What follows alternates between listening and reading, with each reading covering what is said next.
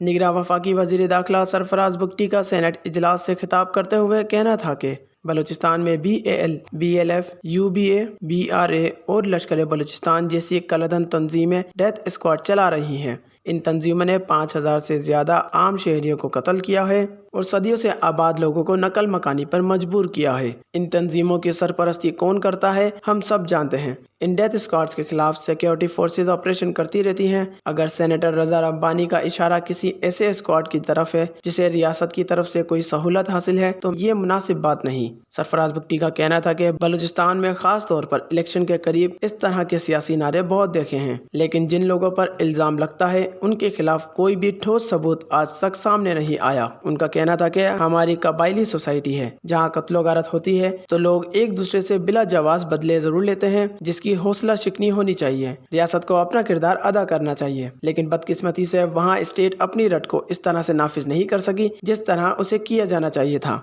उनका मजीद कहना था कि पुरअमन एहतजाज और धरना सबका आईनी हक है। हम उनके हक को चैलेंज नहीं करेंगे, लेकिन एहतजाज से कबल इजाज़त ज़रूर लेनी चाहिए। रेड जोन में अरकान असेंबली समेत एहतजाज करने की किसी को इजाज़त नहीं है। एहतजाज करने वालों में सीनियर सियासतदान, साबिक अरकान असेंबली भी शामिल है। इसलिए हम कोई बदसलूकी नहीं चाहते। हम उनके साथ बैठ कर मुज़ाकरात और महदूद इख्तियारात के साथ ताउन करेंगे।